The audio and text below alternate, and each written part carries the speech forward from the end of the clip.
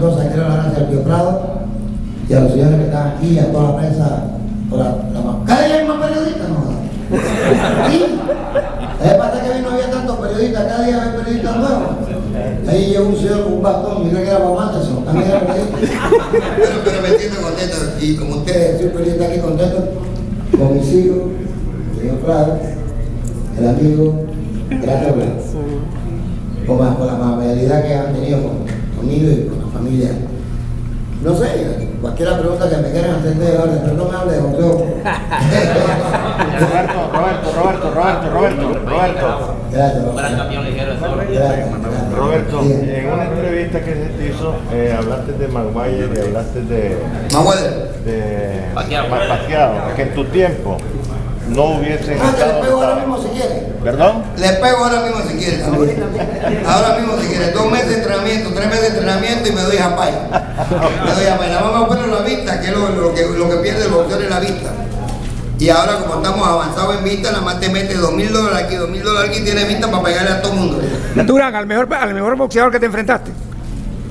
No, yo me enfrento, no al mejor, no, a muchos mejores que me he enfrentado yo. Sí, pero debe haber alguno. Leonard. Bueno, Leonard no fue el mejor boxeador que me enfrenté, porque no era tan. El mejor que me enfrenté yo para mí fue Ken Buchanan, porque tenía 17 años, tuve que esperar ciertos años hasta los 21 años para pelear con el boxeador más rápido del mundo en ese tiempo. Era Ken Buchanan, y en ese tiempo se peleaba el 15 asaltos. Pero eso fue cuando te coronaste. Bueno, pues te estoy diciendo, tú me estás preguntando. Yo te estoy contestando.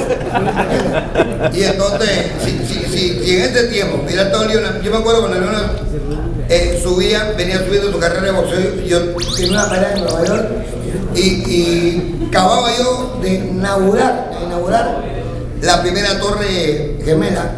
Yo la estaba inaugurando porque estaban antes de la otra torre gemela. Entonces, bueno, después la tumbaron y entonces ahí fue que Leonard saltó a la profesional. Nunca pensé que Leonard iba a pelear conmigo, yo nunca pensé que iba a pelear con Leonard. Pero si tú hablas de cuál es el boxeador, todos los boxeadores que han peleado Roberto Durán han sido duros para Roberto Durán. No para Roberto Durán, sino yo para ellos. Porque ellos están todos los días en el gimnasio y yo todos los días estoy en la discoteca bailando. ¿Qué quiere que le diga, maestro? Roberto, Vilipaciencia, ¿qué significó en tu carrera? No, Vilipaciencia, muchachito bueno, me quiere bastante, un tremendo muchacho, me respeta. Me respetaba, pero acuérdate de lo que te dije, que mientras yo se entrenaba, yo estaba en la discoteca y fue todo lo que me ganaba. Marvin Hagler. Tremendo boxeador, todo boxeador. Hay boxeadores que tú no puedes noquearlo, hay que saber cómo ganarle. A eso era, mira, la gente dice que la pelea era fuerte, pero eran 15 asaltos. Pero los mismos gringos, ellos saben que Roberto no le ganó.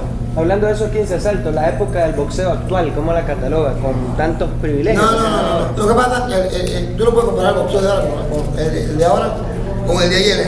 El de ayer había buenos boxeadores, mucho más fuertes, mucho más rápidos, mucho más inteligentes y había muchos boxeadores. Hoy en día hay menos boxeadores y hay mucho más plata que antes. La palabra sería disciplina. Sería disciplina, había mucha disciplina. No, en los tiempos de nosotros sí, pero en lo que no había era plata. No, mi abuelo. La última vez que estuvimos con el señor Prado, y estábamos en Cancún. Sí. Entonces me llamaron, me llamó el señor Prado. Vete para tomar un trago. Y yo vaya para abajo y estaba el cuello bailando con la señora. Él dice, güey, te falta un pie.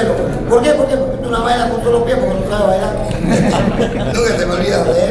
Carlos Eleta.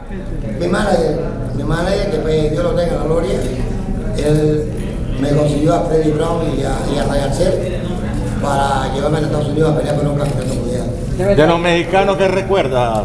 Recuerdo todo porque recuerda que mi papá es mexicano, yo tengo parte de sangre mexicana y toda mi familia vive desde Arizona, Tucson, Arizona hasta Los Ángeles. Y de México fue, me acuerdo, la primera que yo fui a pasear a México, yo le había ganado a Yanko Marcel, fui a pasear a México y me enamoré de una mexicana y terminé peleando. Pero gané la pelea, pero me echaron todo, me reventaron todo. Roberto, tú eres padre de 2 muchachos que vemos ahí. No, de 9. Bueno, ¿qué puedes darle a la juventud con todo esto? Yo lo único que le quiero decir a la juventud es que sí, para mí el boxeo es lo más grande del mundo. Hoy en día hay muchos deportes, todos los deportes son buenos, pero uno de los deportes y el deporte más duro que hay es el boxeo, sacándole la correa de toro, porque para mí la correa de toro es lo más duro que hay. Pero sí, porque cachazo eso, hermano, y te jodiste para arriba de tu madre. Pero déjame contestar una por una. Roberto. Con la cantidad de plata. Roberto, ¿qué representa? Bueno, más de 15.000 millones de dólares. Roberto, No, Roberto, hombre, mayor que va, tú estás loco. La piedra. Roberto, ¿qué representó en tu vida el chaflán? Oye, ¿qué representó?